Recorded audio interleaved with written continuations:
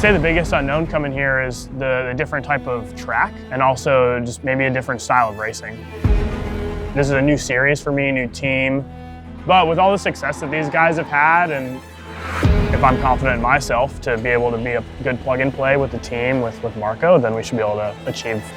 Obviously, I think we want to be on the top. We don't really know where we are. One thing is sure, I will give myself 100% and push it.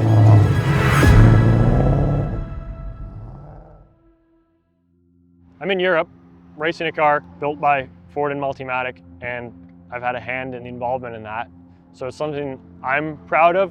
Like I said, a couple of weeks ago, I had no ride. Last week, I had no ride. So you gotta really appreciate when this stuff comes together. Why do I keep racing? I would race every weekend if I could. It's just like all I care about, really. I don't know if that's like, it's not an egotistical thing, but I think there's something really cool about, like I like competition. I've always been competitive about everything, you know? Growing up, like racing my sister to the car, walking out of the grocery store, you know? Like, I feel like the competitiveness and the adrenaline like always keeps you wanting to come back, you know? Just, you know, the adrenaline, it's that. I need that in my life. So that's why I keep pushing and driving. Could have been a little bit better. Didn't have a lot of grip. I think the track's maybe a little bit different than when Erik and Nathan tested here earlier, like a few weeks ago. We'll hit the drawing board. Like, I think we have the pace. We just need to be able to repeat it. Marco doesn't wear his cool shirt during practice because he's a strong athlete. Doesn't need it. Right, Marco? Yeah. No, it was a positive day. Dialing the cars in, getting them ready. They feel great, feel fast. You know, just trying to work on the race run, and see if we can maybe tweak a thing or two to give us a little bit extra speed and quality. But the base of the car now is really good.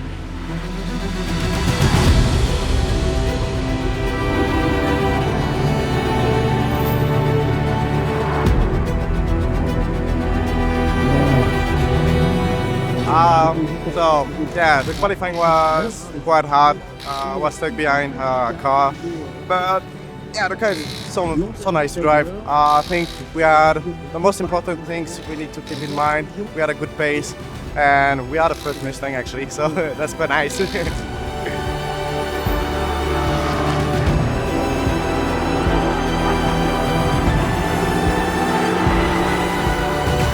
I mean, like, it doesn't show that it was great, but it was a lot better. Big improvements from the team. We fixed a couple issues we've been chasing throughout the practice day yesterday and a little bit this morning. So we're in a better spot now. Again, would love to be starting further towards the front, but I'm at least glad we know that the car's in a good spot.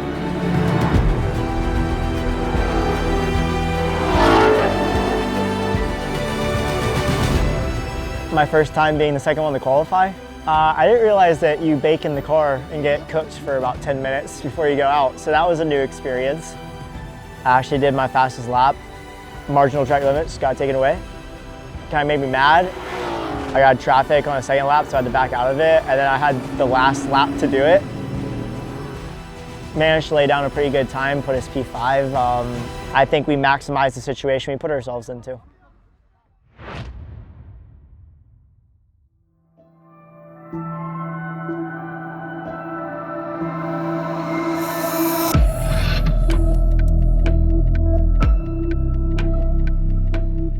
We feel pressure when we qualify 21. Feel like we are with the other beasts. You know, every people on the grid want to be on P1, want to win. For the first lap, it's always like this, no contact. That's the most important thing. I think I gained like 5th place on the first lap, so that was quite impressive.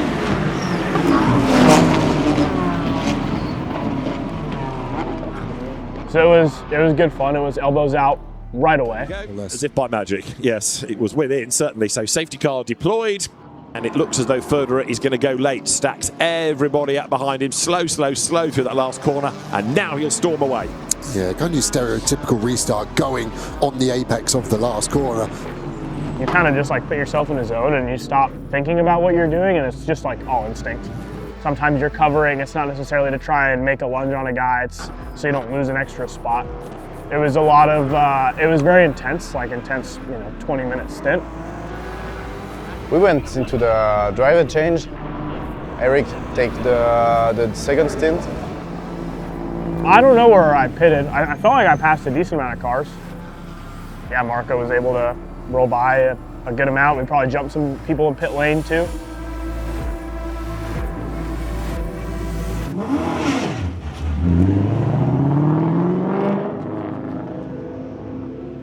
Started P30. I think Jenson passed like half the cars in front of him. And then I got through a nice little gap. I was battling with the Audi. Consani was like pushing me pretty hard. His strengths were a bit different than ours. And then I knew I needed just like to settle in and gap him so I could, you know, run the lines I wanted to.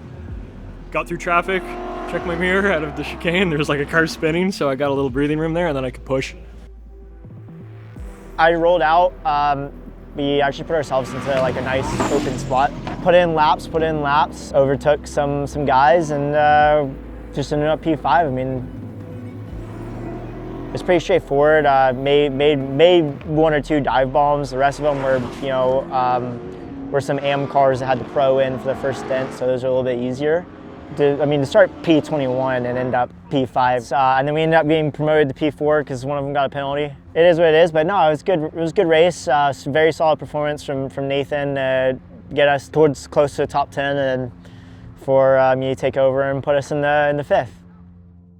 Even more props to these guys. I mean, P30 to P9. I mean, 2 awesome drives to the field for all 4 of us, and yeah, can't complain too much of that.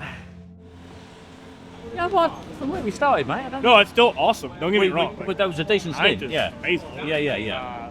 I'm just like, if the car's where it's at and we're 9th, Yeah. I'd love to think of where we could be if the car, like, if I could drive into 11, like Nathan's, like, not even thinking about entry. That'd be awesome. So that's your big wish. Okay.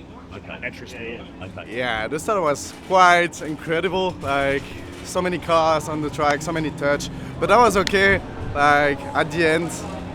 And we did a fucking good job. After a dramatic first race earlier on today, the GT4 European Series is back on track and also looking good for another exciting season of racing. It's a really crucial ingredient for the Ford Racing Driver Development Team program to have these young drivers compete head-to-head in the same equipment against the stacked field of GT4 equipment on tracks that, as their careers evolve, we really hope that they'll be racing up our pyramid in GT3 and who knows, beyond into hypercar. Lights red still on the gantry, they will change any second. Now we go racing. No, it's good to start. A bit crazy, 3 wide, I chose middle. Thought it was over at one point. It was not. Little contact, exit T1, all good, held on to her. Place Audi ahead, but only just. And here comes the Mustang using all of the horses. Yeah, they've been side by side for the first 2 corners, still side by side all the way into turn 3, now into 4. This should favour the Audi. Audi should get it done and can afford now Signoretti get past Papadopoulos as well. The car's going. Honestly, just got backed up in that stint a bit. Like, I couldn't show the pace of the car, which was a bit frustrating. I had to defend from the Mercedes where its strengths were. I just couldn't clear that Audi. I think if I cleared the Audi, I would have cleared the Supra.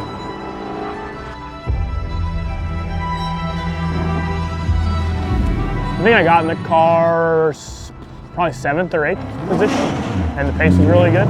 It was definitely exciting, but it was starting to just kind of level off on the excitement level. It wasn't getting any more or less exciting. With the guys that I'd pit around or come out of pit lane with, we battled for a little bit. I ended up losing a little bit to them. And then I just kind of focused on what I could still learn, right? I definitely wanted to learn more about what I could do with the car, learning, you know, just the last little bits, but I was also excited to do a little bit more racing. So to have a caution with 10 minutes to go was like, okay. So my pace may not have been amazing, but as soon as we got into racing kind of positions, the pace didn't mean I immediately fell back because there was guys behind me. The racing is where I think I shined a little bit and is what was actually helped me kind of stay and keep the position I was at. It was just crazy. I mean, I don't think it ever really stopped being crazy probably until about halfway through the stint. After I made a couple moves for the lead, 3 wide and stuff. It's like a go-kart race up there. Like, it was like a line of like 8 people all fighting for the lead. It was like absolute chaos. And that puts Erik Evans' Mustang up the inside line for 3rd place. Mustang's got the title line, Mustang's got the place, but well done, Clement. So that's what we love, that's what the fans love. I love it. Excited now to see what the Mustang can do. That's looking racy, isn't it, moving forward after a good qualifying, but seems to have the pace to be right at the sharp end. Piana back on the inside, retakes the lead under braking for Virage Dupont, but Erik Evans is going to mug both of them here. Look, the Mustang on an ideal part of the racetrack for it, has got the line, it's got the speed, it's got the room. He's alongside the Aston, he's on the outside of the BMW as they come down towards the braking zone. Piana doesn't know which way to defend, and Seiler's on the inside. Evans goes round the outside of both, then Piana switches sides, last of the late breakers. Piana round the outside, back into the lead. Does he hang on to it? Fantastic! How did Piana do that? He had no respect to be in the lead out of there, and he doesn't lead out there though. It's back to Seiler, who looks like he's going to defend the inside. We had pulled a gap to fourth, a quite significant gap to fourth place by that point, and I was just kind of sitting right behind first and second, just pounding out laps, trying to save the car for Nathan, save some rubber.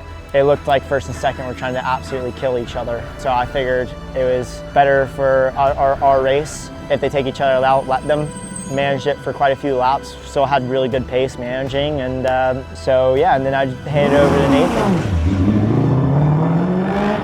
Race 2 was a bit more complicated. Like when I saw Erik battling with the other guys, that was kind of crazy. And then the pit stop went, and we had no timer. Technology is kind of complicated sometimes, you know? But the pace was definitely there, even with used tire. We finished like 7th, even with 8 seconds lost. So that's quite impressive. Like the pace of the car was pretty strong. We're checking. Don't worry about it. All good.